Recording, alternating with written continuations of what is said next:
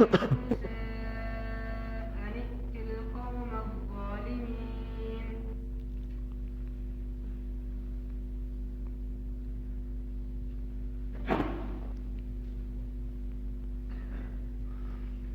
الحمد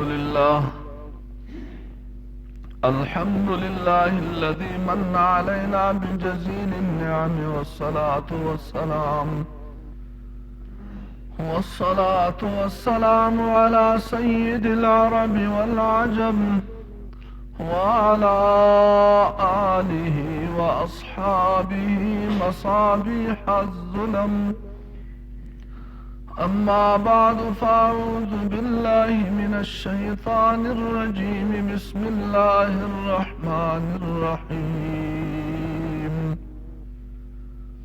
وإذ نادى ربك موسى أن ائت القوم الظالمين.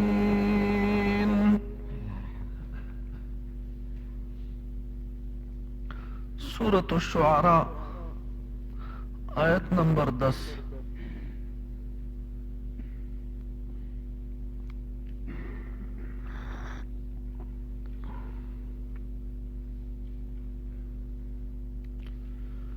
الله أكبر كبيرا.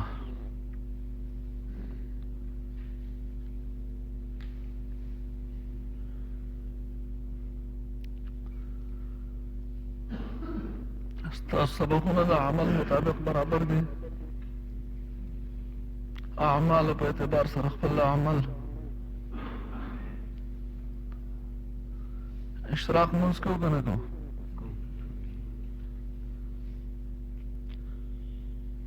وره خبره په اشتراک کې دا ده چې جماعت کې وکړي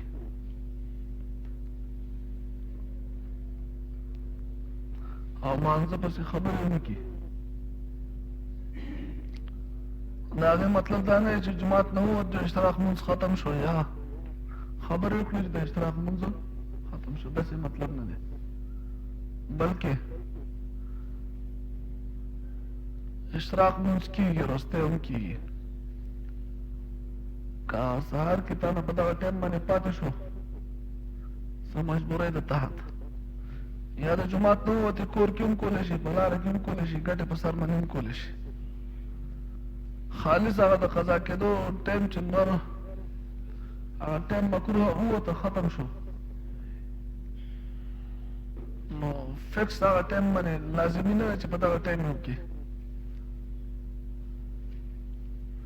دا خو هغه چا لپاره چې هغه پابندي کړي د دې خبرې چې خبرې نه یې کړي، جماعت نه وتلی نه بیا د خپل ځای نه نه پاڅېدلی کوم ځای باندې چې فرض مونځ کړی هغه ځای ناستي یا جماعت کې ناستي یا خبرو پابندي کړي نو هغه لپاره پابندۍ ختمېدو نه مخکې چې چلو کې فکس چې هغه ټایم پوره شي چې فوراً مونځ وکړي نو هغه تمام شرایط پکې راشي. ولې یو سړي نه په مجبورۍ تحت پاتې شي دي یا په هغه ټایم باندې فکس ونه کړو نو دا تر ماسپښینه پورې نه قضا کېږي، زواله پورې کولی شي څه ټایم تا ته میلاو شو وکړي. الله اکبر. او دا چې دی زنانه به په کور کې کوي او نارینه به اول جماعت کې که جماعت کې نه شو کور کې هم کولی شي. دوه رکاته مونځ به کوي، 4 رکاته مونځ به کوي د اشتراک. څو رکاته؟ 4 رکاته. په 2 رکاتو باندې به سلام ګرځي بیا به 2 رکاته کوي. دغه شان څاښ مونځ دی هغه تر 12 رکاتو پورې دی. 12 پورې ستا څو طاقت یې هغه وکړه. که 2 کولی شي 4 کولی شي خو تادي به پرې نه کوي چې زر پوره کومه که نه ته په تسلۍ باندې 100 رکاته کولی شي هغه وکړه. د دې مطلب دا نه چې زر 12 پوره کړي.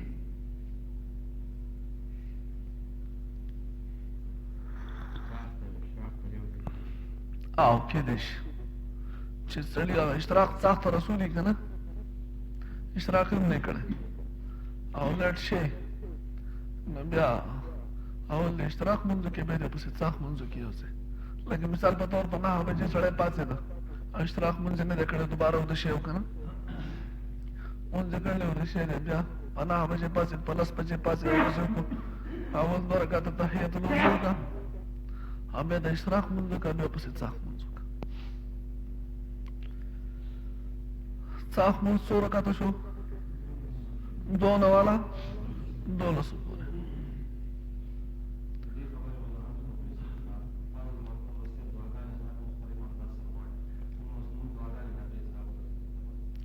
پوه نه شوم.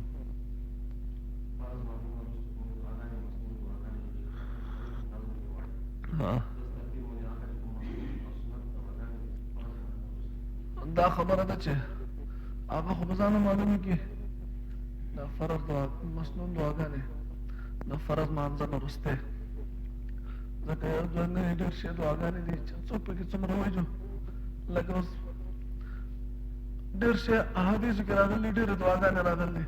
بل چې زموږ مخې ته راغله چې دا څلورمه کلمه لا اله الا الله وحده لا شریک له له الملک وله الحمد یحیی ویمیت وهو علی کل شیء قدیر.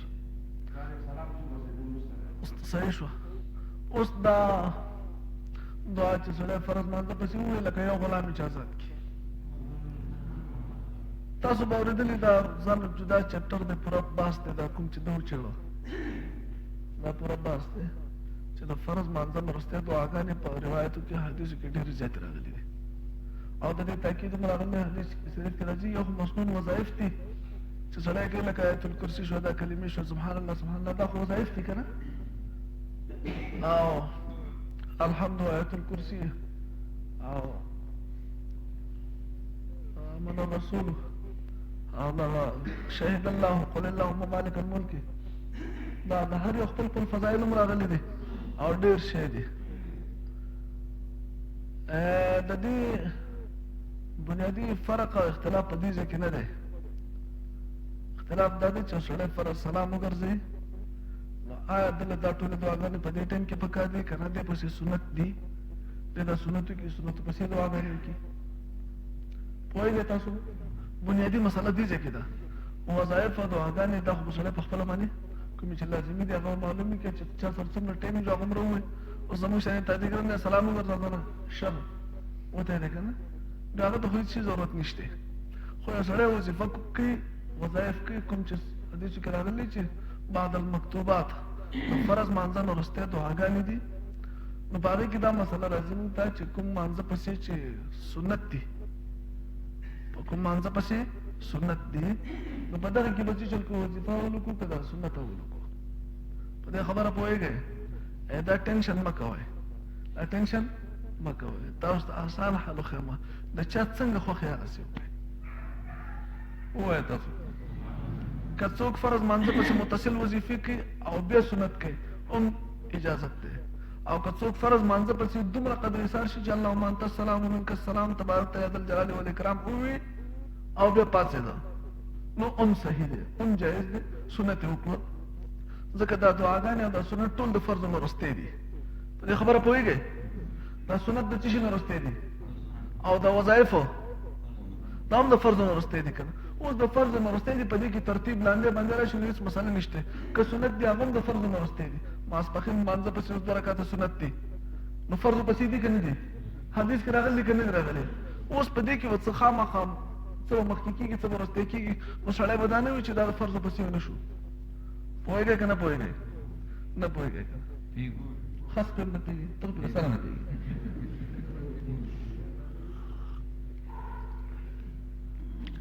یو ماشوم تاسو په دې مثال درته پیش کوم. ماشوم پلار ته ووایي چې ابو ته ابو نه څه شی ډیډي ابو وي ته دغه کولی شي په نهاره باندې 3 مڼې خوړی شي، په نهاره 3 مڼې خوړی شي. هغه بچی خوړی شم؟ وی نه شي خوړی. ولې نه شم خوړی؟ وی زه درته یم ونه شم خوړی. نو هغه وی زه خوړی شم. وی زما ستا شرط دی. شرط دی؟ هغه وی صحیح ده. څو شرط دی؟ وی که ودې نه خوړی ماله به 100 روپۍ راکړې، او که ومې خوړی وی ستا مڼې لاړې صحیح دي، او که ومې نه خوړی 100 روپۍ به درکوم تاله. په دې باندې شرط شو ماشوم ماښام نه 3 مڼې خپل سر ته ایښي دي. سهار چې ویښ شو فوراً لاړ پلیټ کې 3 واړه مڼې کېښوي او پلار لا سترګې مه ږي چې 2 مڼې ولې سر ته کېښوي. چې ابو تا ویلي زه په نهاره 3 مڼې خوړی شم. د هغه د خوبه دی لا خو بس راواغسته مڼه یې وخوړه هغه یوه چې خلاص کړه بله راکړه هغه چې بله ورکوله چغې کړې ابو وبېلله ابو وبېلله نو هغه یې خورمه که نه هغه یې خورې خو په نهاره خو هغه یوه وه دا نورې دوه خو په نهاره نه دي پوهېږې چې یوه دې وخوړه ګېډه دې ډکه شو نو اوس څنګه نهارېږي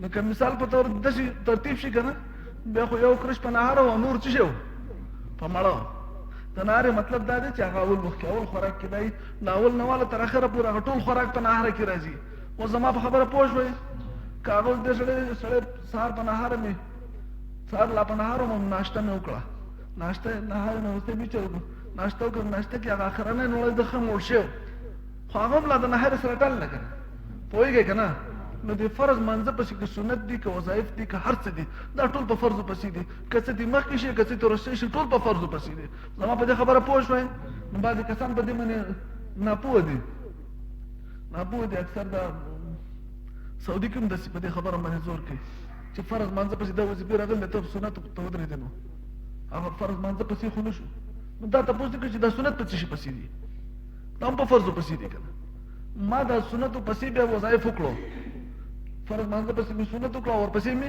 وظایف وکړو دا مې د فرضو نه مخکې کړلي خو په فرضو پسې مې کړلي که نه په دې خبره باندې ډېر کم دماغ د خلکو راشي زما په خبره پوه شوې د هغې نه به شاتار جوړ کړي چې ګوره دی ناست دی د فرضو پسې چل نه کوي وظیفه نه کوي سنت کوي سنتو پسې کوي نو سنت هم په فرضو پسې دي که نه دا ټول یو شانې دي که چا مخکې وکړو هم ګنهګار نه دی او که چا وروستی وکړو هم ګنهګار نه دی ثواب یو شانې دی ثواب کې یو ته څه فرق نه راځي سړي باندې تعدي ده اکثر دا یو خبره ده چې په فرضو پسې سړی نه پاتې شي او سنتو کې بیا پې د کور تعدي بیا پې اکثر وظیفه پاتې شي نو که دغه سړی د خپل ترتیب د سمي دپاره په فرضو پسې وظیفه وکړي بیا سنتو کې بیا ځي کور ته که نه نو هغې کې مونږ ته هېڅ اعتراض نشته په هغه باندې البته که دی په سنتو پسې کوي که په فرضو پسې خو کول پکار دی څه چل دی کول پکار دی که نه فرض مانځه پسې چې څومره سړی په وظیفو کې ناست وي څومره سړی وظایف کوي تسبیحات و ذکر کوي د دې فرض هغه مانځه خپل نه پوره کېږي خپل تاسو ته اوس ووایم چې څومره وظایف دي د فرض مانځه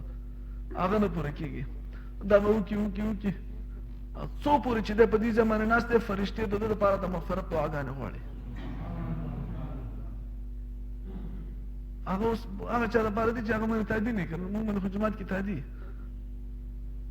او دی چې مانځله لږ مخکې راشي لږ مخکې راشي او څومره پورې دی هسې ناست دی مونږ نه کوي ګورې مونږ نه کوي هسې د مانځه په انتظار باندې ناست دی دا ټایم د ده په مانځه کې لیکلی کېږي الله اکبر ما پوه که که څه ښکال یې ما ته وایي په تېزه وایي چې زه پرې پوهېږم نو اشتراک مونځ دغسې د اوابین مونځه ماښام مانځه پسې شپږ رکاته مونځ دی دا دوه رکاته ماښام مونځ وشي سنت وشي ورپسې شپږ رکاته مونځ دی که تادی کې سړي څلور رکاته وکړو دوه ورسره هغه سنت حساب کړو نو هم صحیح ده خو ټول عمر به کار نه جوړوي ښه چې اوابین څلور رکاته اوابین به ټول څو رکاته کوي شپږ رکاته به کوي ماښام مانځه پسې ماسپښین مانځه د سنتو نه مخکې څلور رکاته سنت دي ماسپښین مانځه د سنتو نه مخکې څه شی دی څلور رکاته سنت دي د دغه سنتو ثواب د تهجد برابر دی مازدیګر مانځه نه مخکې څلور رکاته سنت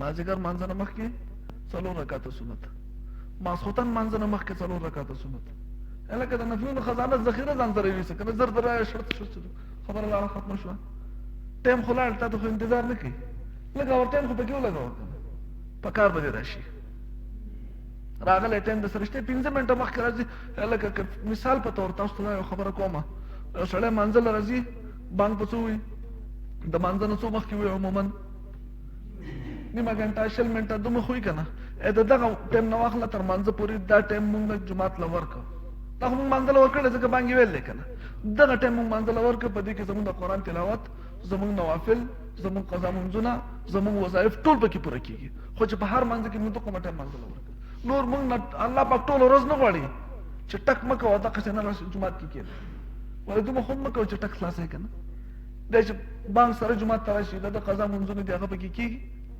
د نوافل پکې کېږي، د سنت پکې کېږي، د وظایف کېږي، که د قرآن تلاوت پاتې شي هغه پکې کېږي. او ماسخوتن مانځه نه مخکې 4 رکعته، ماسخوتن مانځه پسې 2 رکعته یا 4 رکعته چې وکړي هغې ثواب د تهجد برابر دی.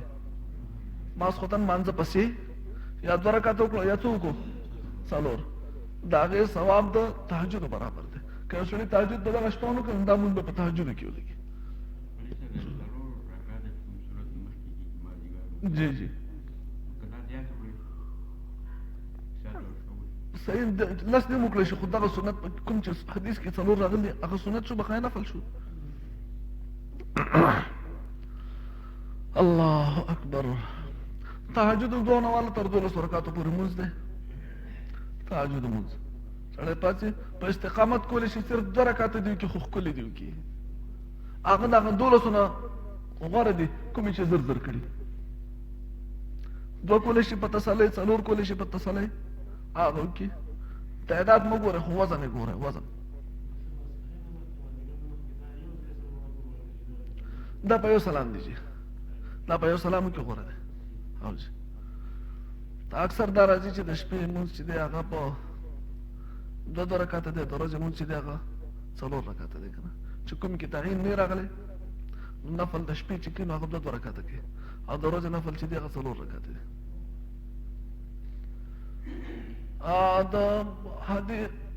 د دې صورت په مقاصدو کې یو مقصد دا ذکر شوی چې په دې کې د تېر شوي پیغمبرانو واقعات ذکر کېږي د پاره د تسلی او د پاره د امت د یارولو، چې مخکني قومونو خبرې نه وي منلې د هغو څه حل شو. هغه الله اوس هم شته. که تاسو هم د الله حکم نه منئ، د پیغمبر طریقه نه منئ، نو ستاسو به هم هغه شانې انجام ممکن دی. او د الله جل جلاله قدرت او د ایمان والو سره د الله مرسته ملګرتیا او د منکرینو باندې د الله پاک عذاب، د هغې دپاره د تېرو دي پیغمبرانو واقعات ذکر کېږي. په هغې کې هغه اولنۍ واقعه د موسی علیه السلام او د فرعون ذکر کېږي. وَإِذْ نَادَى رَبُّكَ کله چې آواز وکړو رب ستا موسی علیه السلام ته ان ائت القوم الظالمین، چې لاړ شه قوم ظالم ته. قوم فرعون چې قوم د فرعون دی. الا یتقون، ای دوی نه یریږي. تعجب سره الله پاک تپوس کوي، هغه قوم لا تر اوسه د الله نه دی یریدلی. داسې هم قوم شته چې پیدا کړی الله دی، رزق الله ورکوي، د هغه الله نه یریږي. موسی علیه السلام ته چې کله حکم میلاو شو د دعوت ورکولو، نبوت میلاو شو، نو موسی علیه السلام چې کوم په دې دعوت په سلسله کې څه گزارشات دي، درخواست دی، خبرو ضرورت دی، د هغې درخواست الله پاک ته کوي. الله پاکه دا د قسم مسایل دي ما ته په دې دعوت ورکولو کې، نو هغه اول حل کا، هغه حل کا. او دا د موسی علیه السلام بصیرت د حکمت دی. داسې لاړ چې بیا تر وروستیو رکاوټونو راځي، نو یو سړی چې ځای ته ځي که نه، مثال په طور یو کس ته وایي چې لاړ شه پلانکي ځای ته لاړ شه، هغه دې ځای نه روان شي. اوس شپه د هغه دپاره د رڼا انتظام پکار دی که نه، لخته وغیره والا پکار ده، ملګری ورسره پکار دی، یا شیشه پکار دی، هغه شیشه راوړي هغې له څه ګوډې وغیره پکار دی. نو خپل هغه ضروریات ځان سره د ذهنه برابرول پکار دي. موسی علیه السلام ته چې الله پاک وایي دغه کار وکړي، نو موسی علیه السلام خپل تمام ضروریات الله ته مخې ته کوي چې دا د څیزونه پکې ماله ریکوایرمنټس دي زمونږ، هغه پوره کړه. قال اوی موسی علیه السلام ربي ای رب زما انی اخاف یقینا زه یریږم ان یکذبون د دې خبرې نه چې هغو به ما دروغجن کي. مخکې ورسره پاتې شی ما هغو زما د هغو سره اسم دشمني راغله بغیر د نبوت نه، نو هغو زما تکذیب به خامخه کوي.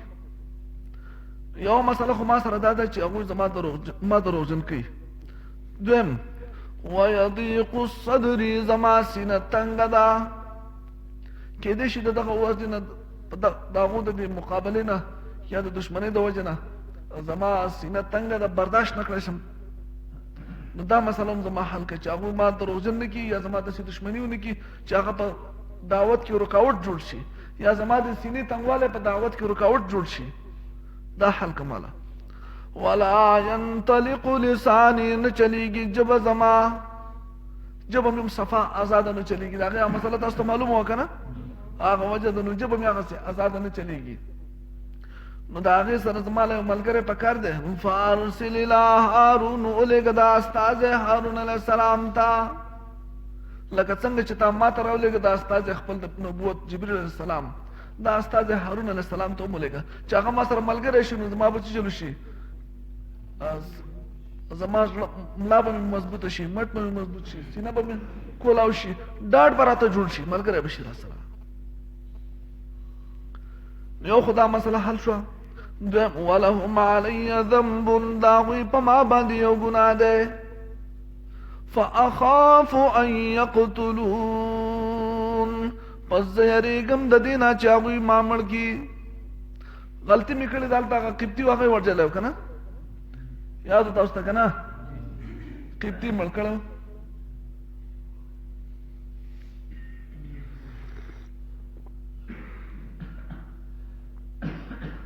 نو هغه چې کله د موسی علیه السلام هغه راز فاش شو چې دا وجلی قبطي چا دی، موسی علیه السلام دی، نو موسی علیه السلام کس هغه ته خبر راولېږه چې خبر یې ورله راوړ چې فرعون دې وژني، اوس تا پسې کسان لګېدلي. موسی علیه السلام د هغه ځای نه فرار شو، لاړ مدین ته. نو اوس چې واپس را روان دی نبوت ورته میلاو شو، الله پاک ورته وي فرعون خو الله د پړه کې راغله چې ما خو هغه ځای نه تښتېدلی یم، د لیدو سره به مې فورا وژني، دې خبرې ته مې هم نه پرېږدي چې زه چلو کومه وضاحت کوم چې زه اوس پیغمبر یم. الله پاک دا مسله حل کول غواړي. الله جل جلاله ورته فرمایي چې پروا مه کوه د دې خبرو. قال اوی الله پاک کلا، هېڅ چېرته داسې نه شي کېدی چې تا مړ کړي یا تا ته پریشاني جوړه شي یا تا داسې د روزن کې چې هغې نه ستا دعوت رکاوټ را شي، دا کارونه دې نه مه یېرېږه. فذهبا، پس لاړ شئ تاسو دواړه. فذهبا کې پته ولګي چې هارون علیه السلام ستا د ژبې هغه مسله هم حل شوه، د سینې هغه مسله دې هم حل شوه، د یارې هغه مسله دې هم حل شوه. فذهبا، تاسو دواړه لاړ شئ بآیاتنا، زما په معجزو سره. انا معکم مستمعون، یقینا زه یم د تاسو سره اورېدونکی، زه هر څه وینم او اورم. چې فرعون تاسو ته څه وایي تاسو ورته څه وایئ، څه قسم حالات مخې ته راځي نو زما د مخې د یېرېږئ مه. فاتیا فرعون، پس لاړ شئ فرعون ته. فقولا، پس ووایئ ورته دواړه انا رسول رب العالمین، یقینا موږ استازي یو د رب د مخلوقات، پیغمبران یو. ان ارسل معنا بني اسرائیل، چې ولېږه زموږ سره بني اسرائیل. دعوت د توحید میلاو شو، د نبوت او د توحید د الله د وحدانیت دعوت میلاو شو، د هغې نه وروسته د دې خبرې ضرورت چې تا بني اسرائیل غلامان جوړ کړي، دا موږ سره راولېږه، دا آزاد کړه، پرېږده چې خپل ملک شام ته ځانه لاړ شي، او د دوی نه ته پرې خپل خدمتونه کوي، بېګارونه ترې اخلي، نوکران غلامان دې ترې جوړ کړي دي. فرعون ته چې پته ولګېده، قال ووی فرعون الم نربک فینا ولیدا، عیب ته نه یې پاللی مونږه په خپل منځ کې ماشوم، ته چې وپېژندې ښه ته مونږ سره ماشوم نه یې لوی شی، مونږ نه یې پاللی ته. ولبست فینا، تا تېر کړي دي زمونږ په منځ کې من عمرک سنین، د خپل عمر نه څو کاله، څو کاله دې مونږ سره ویستلي، اوس راځي په ځای د دې چې زما تابعداري وکړي ما ته وایي چې ته تابع شه زما، ته خو ما پاللی سړی، ما ستا پرورش کړلی. وفعلت فعلتک التي، او تا کړی هغه کار فعلت کوم چې دې کړی و، یادېږي دې پوهېږې که نه، ذکر یې ونه کړي چې څه چل دې کړی و که نه، تا چې هغه کار کړی و یادېږي دې. وفعلت، تا کړی و فعلتک التي، خپل هغه کار فعلت کوم چې تا کړی و. وانت من الکافرین، او ته یې د انکار کوونکو نه، ته وایې ما نه دی کړی، حالانکې تا ته یاد دي څه چل دې کړی ته چې تللی دي زه نه.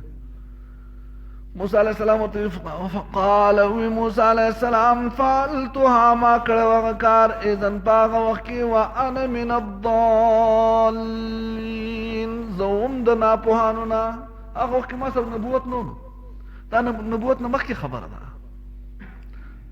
زه لا د نبوت په لاره روان شی نه وم، دا مخکنۍ خبرې دي، او هغه ما نه په غلطۍ هم شی و، ما په قصد نه دی وژلی، ما دفاع کوله، ما د هغه د ظلم نه بچ کوه، خو هغه عاجز شونډو کیسه نیولی و.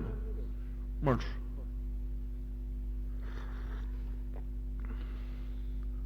ففررت منکم نزو تختیدم د تاسونا لما خفتکم کله چې ویریدم د تاسونا فوهب لي ربي حكما الله مال راکب پوا وجعلني من المرسلين او کړم زه د پیغمبرانو نه. بس وَإِذْ نَادَى رَبُّكَ کله چې आवाज وکړ ستا رب موسی علیہ السلام ته ان ائت القوم الظالمين چې لاړ شه قوم ظالم ته قوم فرعون قوم د فرعون ته الا يتقون اے دوی نه یریږي. قال او موسی علیہ السلام رب اے رب زما انی اخاف یقینا زیریګم ان یکذبون چې دوی ما دروژن کی ويضيق صدري او تنگ دا سینه زما لا ينطلق لساني او صحیح نه چلیږي جب زما فارسل پس الیگا داستاز الى هارون علیہ السلام تا ولهم علی ذنب او دوی پما باندې او گناه ده فاخاف ان يقتلون پس زیریګم چې دوی ما مړ کی.